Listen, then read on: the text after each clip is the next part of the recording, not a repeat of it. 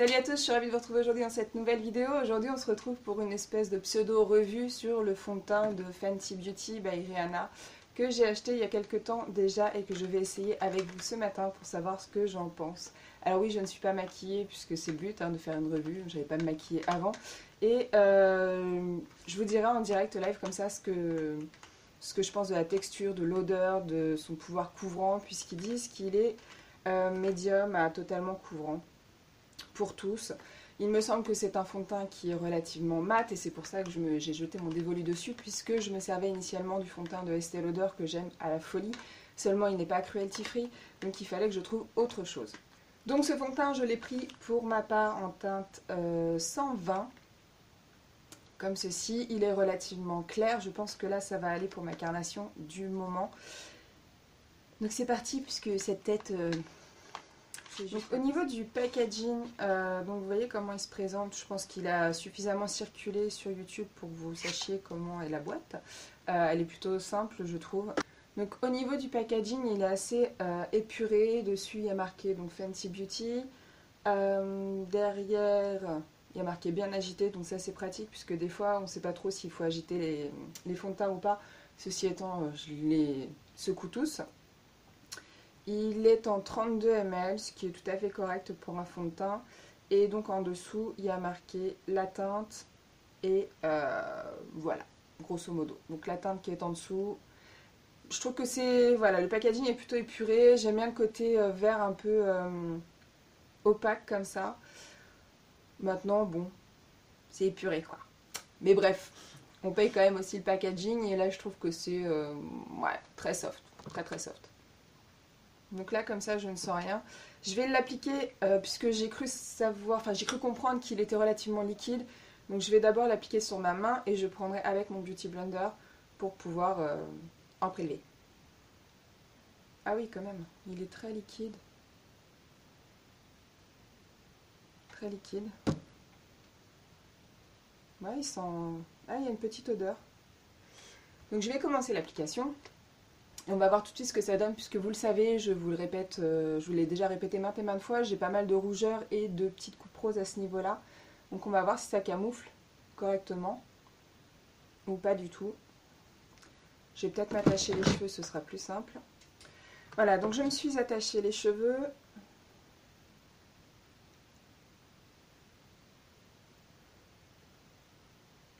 Alors, j'ai bien hydraté mon visage avant, c'est pour ça que je suis un petit peu plus rouge que normalement.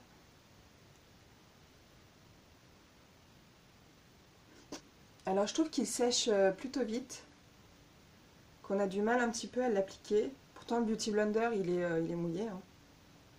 Ouais, on va peut-être en réappliquer un peu plus. Pardon. J'ai remis donc une pompe.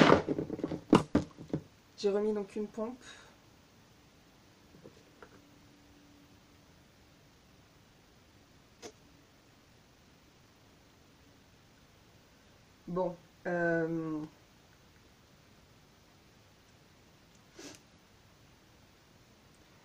niveau de la teinte, bon là je vous parais très très blanche, mais c'est... oui. Je suis beaucoup moins blanche que ce que ça ne laisse paraître. Dans le retour caméra, là, j'ai l'impression d'être un fantôme.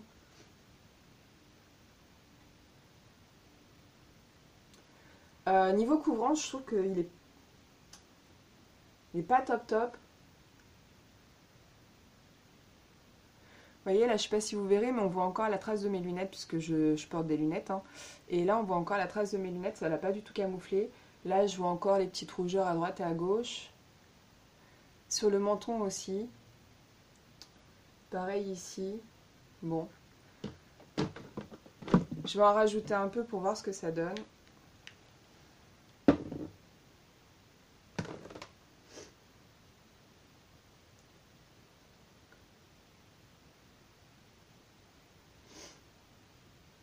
Alors,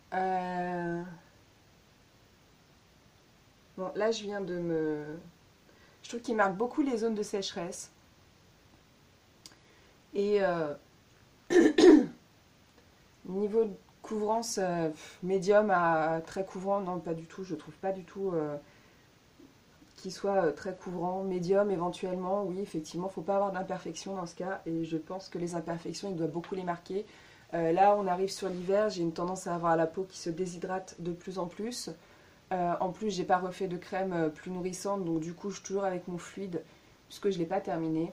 Il ne cache absolument pas cette petite tache que j'ai là de pigmentation. J'en ai deux petites aussi ici à ce niveau-là, il ne les cache pas du tout non plus, alors j'en ai passé dessus. Et je sais pas si vous verrez, là c'est pareil, là j'ai une espèce de petite... on a l'impression qu'il marque un petit peu les peaux mortes alors que j'ai fait un gommage il n'y a pas très longtemps. Il faut peut-être le laisser peut-être un petit peu évoluer, en tout cas comme ça à brûle pour point, il n'est pas non plus extraordinaire.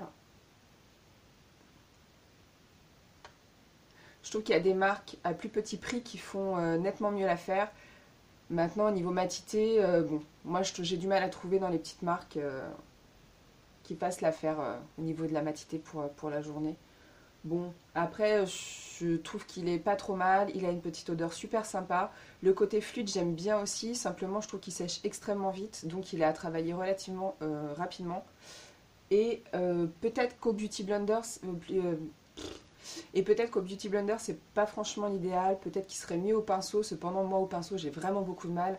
J'arrive pas à étaler correctement la matière, ça fait toujours des petites traces. Je pense qu'il y a vraiment un coup à prendre avec le pinceau.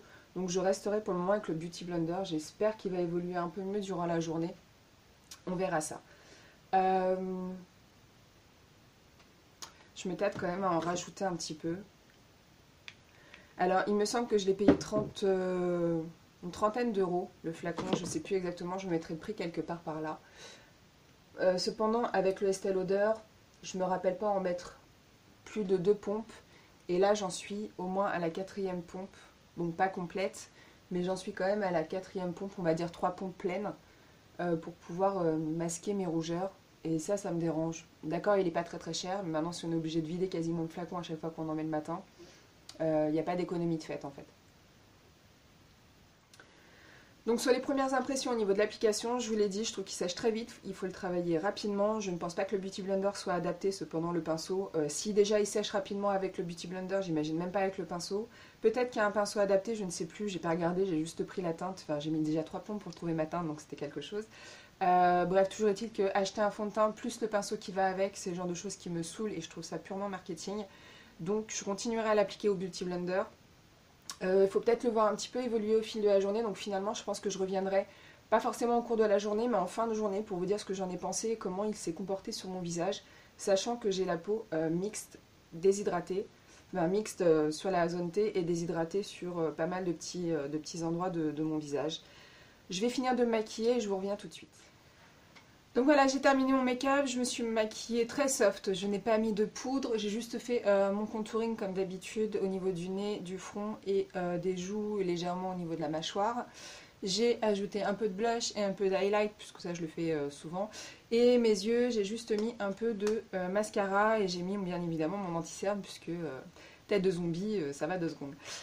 Donc voilà, donc pour ce fond de teint, je pense que je vais le laisser agir toute la journée. Déjà là, j'ai trouvé que le temps de terminer mon make-up, j'ai trouvé que déjà la texture avait un peu bougé et qu'il marque déjà beaucoup moins mes zones de sécheresse. C'est ce que je vous disais tout à l'heure, que je trouvais qu'il marquait un peu les zones de sécheresse.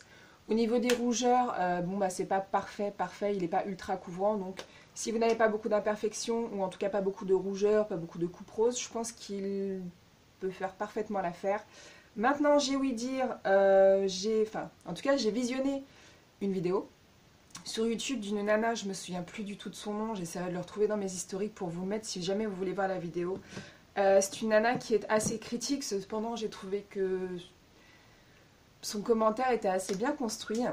Il paraîtrait que Fenty Beauty donne énormément de boutons sur certaines peaux. Donc je ne sais pas si c'est des peaux déjà qui ont une tendance à problème ou des peaux tout à fait normales. Donc peut-être faites attention si jamais vous avez la peau relativement fragile ou très réactive. Moi je vais voir ce que ça va donner là déjà pour aujourd'hui pour ce fameux test. Et je vais l'essayer donc du coup toute la semaine puisque de toute façon je n'ai plus que ce fond de teint là. Donc je n'ai pas une tendance à racheter 10 fonds de teint alors que j'en ai déjà un à la maison. Donc je vous dirai au fil du temps si jamais il me donne des boutons, ce qui était le cas déjà pour le Born This Way. de chez Too Faced qui m'avait donné beaucoup de boutons et qui ne convenait pas du tout à ma peau. Bref, je vous retrouve ce soir de toute façon quoi qu'il en soit, donc pour vous dans quelques secondes, et pour vous dire comment il a évolué sur mon visage. A tout de suite. Donc je reviens en fin de journée, il doit être à peu près 18h30, 19h, quelque chose dans le genre, 18h30 peut-être. J'ai passé la journée à l'extérieur, j'ai mangé, je n'ai absolument pas retouché mon maquillage, donc ni poudre, ni rien du tout. Je me suis même mouchée, donc là effectivement il ne doit plus me rester beaucoup de fond de teint. Par rapport à ce que je vous disais ce matin, donc il y a 2 secondes pour vous, j'ai un truc dans l'œil. Par rapport à ce que je vous disais ce matin, je trouvais qu'il asséchait beaucoup certaines zones qui ont une tendance à être plus déshydratées que les autres. Cependant, je trouve qu'il évolue vraiment bien au cours de la journée. Je vous avais dit qu'après mon make-up, déjà, il avait commencé à bien se comporter sur mon visage. Et pourtant, je me suis maquillée peut-être en 5-10 minutes. Maintenant, vous pouvez le voir, là j'ai des petites... par endroits, j'ai des petits endroits qui ressortent un peu plus rouges que ce que c'était initialement. Je ne brille pas outre mesure non plus. Je ne sais pas si vous allez bien voir. Je brouille un petit... je brouille. Je brille légèrement sur la zone T, mais c'est vraiment très très léger par rapport à d'autres fonds de teint que j'ai pu essayer. Je brille très très peu au niveau du front, je brille un petit peu sur les ailes du nez. Ma foi, c'est vraiment pas dérangeant, je trouve pas que ce soit horrible. Donc voilà, non, sincèrement, je trouve qu'il a bien évolué, il n'est pas aussi asséchant que je pouvais le penser. Maintenant, je vais être honnête, je pense que si vous avez la peau sèche et très déshydratée, c'est pas un fond de teint pour vous, c'est pas un fond de teint que je vous recommande. Maintenant, si vous avez la peau grasse, mixte à grasse, ou légèrement déshydratée, je pense que c'est un fond de teint qui peut faire l'affaire, qui est franchement pas mal et qui vaut le coup. Je vous dirai au fur et à mesure de mes essais s'il m'a donné des boutons ou non. Et bon, bien évidemment, je rentre dans une mauvaise période du mois, bien évidemment, pour un test, c'est fabuleux, je m'y attendais. Mais bon, voilà, je verrai si j'ai plus de boutons que d'habitude. Hormis les boutons hormonaux. Il paraît, je vous avais dit que la nénette, c'est ce qu'elle disait sur YouTube quand elle a fait sa vidéo concernant le Fenty Beauty, qu'elle avait eu beaucoup de retours sur des personnes qui pensaient que c'était des problèmes de boutons hormonaux. Or non, il s'agit d'un problème avec le fond de teint. Je vais y arriver le temps que je remette mes idées en place. Donc je ne sais pas, je verrai, vous verrez bien s'il fait partie de mes favoris du mois. En attendant, je suis pour le moment ravie de ce fond de teint qui est également cruelty free, il faut le rappeler. Et voilà, je vous laisse vous faire votre propre opinion si jamais vous voulez l'essayer, peut-être demander un échantillon. Moi je me suis jetée dessus, j'ai jeté mon dévolu dessus, donc voilà. Mais voilà, demandez à l'essayer, on ne sait jamais, il peut très bien vous convenir. Moi en attendant, pour une première journée, je suis absolument ravie du résultat qu'il donne sur ma peau, sur mon visage. Et peut-être pas suffisamment couvrant, j'aime pas mettre 3 tonnes de fond de teint non plus, mais bon. En attendant, je trouve qu'il fait quand même l'affaire. On se resservira bien évidemment de la base verte si jamais on a des rougeurs un peu plus prononcées que d'habitude. C'est une solution comme une autre. Sur ce, j'espère que cette petite revue vous aura renseigné sur, ou en tout cas vous aura éclairé sur des questions que vous pouvez vous poser éventuellement. Et voilà. Sur ce, je vous fais de gros bisous. Je vous dis à très vite pour une prochaine vidéo. Ciao!